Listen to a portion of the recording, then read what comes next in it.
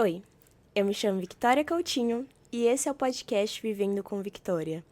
E hoje eu quero começar esse episódio com uma pergunta que parece simples, mas que quase ninguém responde de verdade. Você se admira? Não é sobre ego, sobre se achar perfeito ou melhor que alguém. É sobre conseguir olhar para a sua própria história e reconhecer o quanto você já caminhou, mesmo tropeçando, mesmo errando, mesmo carregando coisas que ninguém viu. Durante muito tempo da minha vida, eu senti que existiam paredes que me limitavam quem eu era e até onde eu poderia ir. E o mais difícil de admitir é que muitas dessas paredes não foram construídas por outras pessoas, nem por traumas isolados ou situações específicas. Muitas delas foram erguidas por mim mesma, tijolo por tijolo, através da forma como eu me enxergava. A gente fala muito sobre autossabotagem, mas pouco sobre aquele hábito silencioso de diminuir quem somos, de invalidar nossas conquistas, de olhar para nossa própria história sempre com uma lente muito mais crítica do que quando olhamos para o outro, sabe? Por muito tempo eu ouvi das minhas amigas que elas me admiravam. Elas falavam que eu era trabalhadora, dedicada, estudiosa, que viam em mim algo bonito, forte, inspirador. Mas mesmo ouvindo isso tantas vezes, pareciam que essas palavras não conseguiam atravessar a barreira que eu mesmo tinha criado dentro de mim. Porque enquanto elas enxergavam as minhas qualidades, eu estava completamente focada apenas nos meus defeitos, no que não era tão bom, no que eu achava que ainda precisava ser consertado. E na minha cabeça, esses defeitos eram tão grandes, mas tão grandes, que eles invalidavam tudo o que existia de bom dentro de mim e o que podia sequer ser admirado. Era como se eu enxergasse da seguinte forma: se existe uma maçã estragada, podre, no meio de tantas outras boas, todas elas acabavam se estragando. Era assim que eu via meus defeitos e minhas qualidades. Tipo, se eu tivesse um defeito, todos eles iam estragar qualquer outra qualidade. Como se um erro, uma falha, uma imperfeição fosse o suficiente para contaminar toda a minha essência.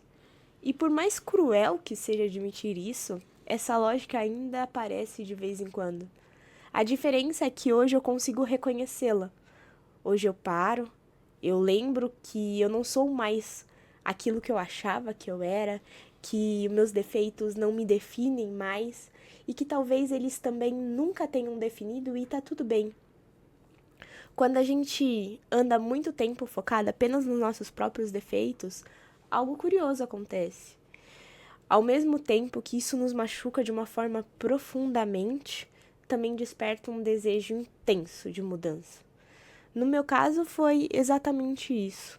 Esse olhar crítico demais que me machucava tanto, que me deixava tão triste, me fez mudar, me fez desejar uma transformação constante, me fez querer ser sempre a melhor versão de mim mesma. Mas existe um ponto muito delicado aqui que eu gostaria, assim, de reforçar, é que a linha entre a evolução e a autocobrança doentia, ela é muito fina. Eu preciso aprender, e ainda estou aprendendo, que querer ser melhor não significa nunca estar em paz com quem eu sou. Eu confesso que eu vivi por muito tempo com esse silêncio de nunca ser o suficiente, de não ser uma boa amiga, uma boa filha, uma boa esposa, uma boa profissional, uma boa pessoa, e por si só, sabe? De que, por mais que eu mudasse muito, ainda assim faltaria alguma coisa.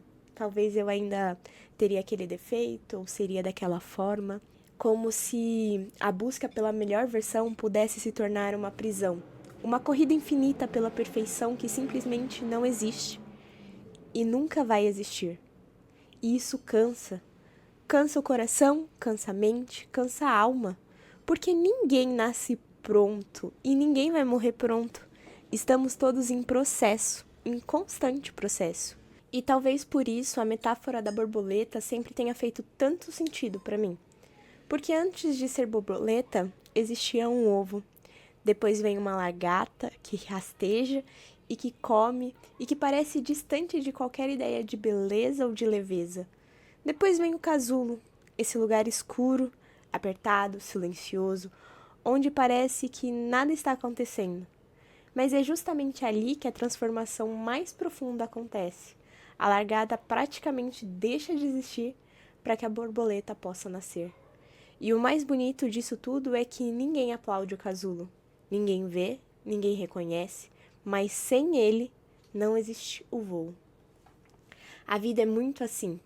Existem fases que a gente se sente pequeno, limitado, rastejando, como se nada desse certo pra gente. Em outras, a gente se fecha, se recolhe, se cala, se sente perdido dentro de si mesmo. E a gente tende a achar que isso é um retrocesso, quando na verdade pode ser uma preparação. E quando eu estava pesquisando sobre esse assunto, né, eu vi que Carl Jung, acho que é assim que fala, não sei, diz que não há despertar da consciência sem dor. Crescer dói, mudar dói, mas permanecer onde já não cabemos dói muito mais. Há alguns dias eu venho me admirando como nunca pensei que poderia. E isso não veio de um lugar de soberba, veio de um lugar de ternura.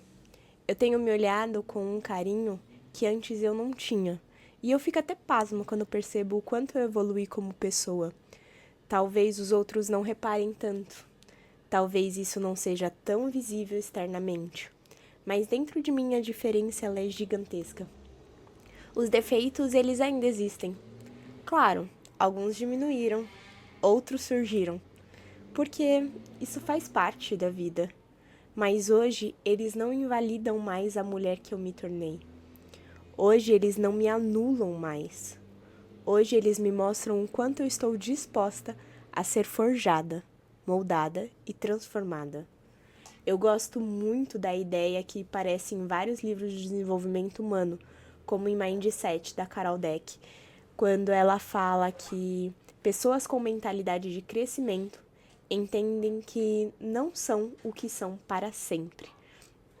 Elas são uma construção. E isso muda tudo, porque não é porque eu nasci de um jeito que eu preciso morrer igual. Não é porque eu aprendi a me defender de uma forma que eu não posso aprender a amar de outra. Não é porque algo sempre foi assim que não pode ser mudado, que precisa continuar sendo assim. Muitas mudanças que eu fiz sozinha, por mim. Não porque alguém me cobrou, não porque alguém me exigiu, eu fiz essa escolha. Eu escolhi porque eu queria relações melhores com a minha família, com meus amigos, com meu esposo. Eu escolhi porque eu queria me olhar no espelho e sentir orgulho da mulher que eu era. Não por características físicas, mas pela pessoa que eu estava me tornando, pelo impacto que eu queria ter na vida dos outros, pelo tipo de presença que eu queria ser. E teve uma pessoa que na minha vida que para mim era a luz. Daquelas que chegam e mudam o ambiente, que são generosas, alegres, queridas, que por onde passa deixava amor. Eu admirava profundamente essa pessoa. Ela era a minha base, a minha inspiração. E mesmo sem nunca me cobrar nada, eu tinha dentro de mim um desejo muito grande de um dia de deixar ela orgulhosa por quem eu era. E o mais bonito é que mesmo nos meus piores momentos, ela sempre me fez sentir querida. Ela sempre me mostrou que havia muitas qualidades assim em mim, mais do que defeitos. E às vezes tudo que a gente precisa é de alguém que nos enxergue antes que a gente mesmo consiga se enxergar, sabe? Engraçado como a gente muda, como a gente tem esse poder transformador dentro da gente, como a gente impacta as vidas com palavras simples, com pequenos gestos, com sorrisos despretensiosos, sem nem perceber. Às vezes, enquanto você tá aí se cobrando, achando que não é o suficiente, alguém está se inspirando na sua coragem de continuar.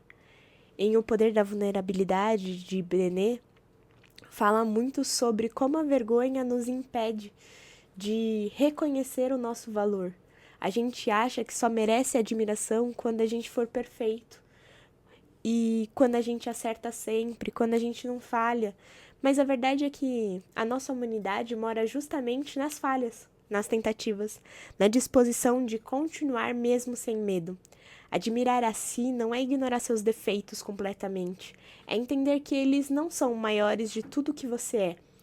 Talvez você ainda não consiga se admirar, talvez ainda esteja no seu casulo, achando que nada está acontecendo. Mas se você está refletindo, sentindo, tentando ser melhor sem se abandonar, você já está em movimento. E isso é enorme. Isso é digno de orgulho. E se eu pudesse te dar uma dica prática aqui, quase como um exercício de carinho com você mesma, é preste atenção em quem você admira. Às vezes a gente não consegue se enxergar com clareza, mas existem pessoas que conseguem. Pessoas que veem beleza onde a gente só vê esforço, que enxergam coragem onde a gente acha que só está sobrevivendo. Eu aprendi muito observando as mulheres que caminham comigo. Amigas que eu admiro profundamente, pela sensibilidade, pela força, pela forma como cuidam, como enfrentam a vida, como se posicionam. E quando essas mulheres diziam que me admiravam, eu tentava, mesmo que ainda ache difícil isso, acolher isso como um presente. E não como algo que eu precisava rebater ou minimizar, falando coisas tipo, eu nem sou tudo isso, nem sou tão boa assim, né? Mas tem aquele negócio que eu sou ruim, ou quem dera eu ser a pessoa que você tá me dizendo que eu sou. Então, eu comecei a acolher o que elas falavam e não tentar rebater, sabe? Outra dica que eu deixo é registre sua própria transformação. Não só as grandes conquistas, mas as pequenas mudanças internas que ninguém tá vendo, sabe? Aquela conversa que você lidou muito melhor do que antes. Aquela reação que você conseguiu se conter em meio a uma briga que você queria explodir, mas você preferiu só ficar quieta, sabe? Aquela decisão de anos atrás que você teria tomado por medo, mas hoje você tomou por maior consciência. A gente costuma esperar aplausos externos para validar a nossa mudança. Eu mesma já esperei muitas vezes e me chateei por não receber esses aplausos. Mas eu aprendi que muitas transformações elas são silenciosas e só você vai saber o quanto elas custaram. Por isso, eu falaria para você honrar isso. Além disso, no meio do caminho desse ano de transformação para mim, né, eu percebi que ninguém se transforma sozinho. E no meu caso, se tem alguém que foi o meu maior incentivador das mudanças que eu quis causar em mim, essa pessoa foi o meu esposo. Ele foi a primeira pessoa que conseguiu enxergar beleza na minha transformação. Mesmo quando eu ainda estava confusa, perdida, quando eu achava que eu estava imperfeita, em construção, ele me viu mudando antes mesmo de eu conseguir nomear essas mudanças. Me apoiou quando eu quis ser mais paciente, menos estressada, explosiva, mais consciente, mais inteira. E muitas vezes foi o olhar dele que me devolveu para mim mesma essa essência, sabe? Me lembrando que eu não estava me perdendo, estava me tornando uma pessoa melhor e que estava tudo bem ter um processo de altos e baixos. Ter alguém que acredita na nossa evolução faz toda a diferença. Mas isso faz um aprendizado importante também. A gente precisa permitir ser visto. Às vezes queremos mudar sozinho, em silêncio, com medo, porque a gente acha que às vezes não vai dar conta, sabe? Medo de fracassar. Mas ao dividir esse processo com alguém que nos ama, ele pode ser transformado em um processo muito mais leve, sem peso. Porque o outro faz por nós algo que a gente às vezes não consegue, sabe? Nos lembrar quem realmente somos quando esquecemos, quando estamos perdidos numa visão distorcida, sabe? E eu volto novamente às minhas amigas, porque observar as mulheres que eu admiro foi essencial para que eu pudesse aprender a me admirar também. Caminhar ao lado de pessoas que se cuidam emocionalmente, que se responsabilizam pelos seus próprios sentimentos, que buscam crescer sem endurecer o coração, faz algo dentro da gente se reorganizar. A admiração que sentimos pelo outro muitas vezes é um espelho que já existe, sabe, dentro de nós mesmos e a gente só não consegue enxergar.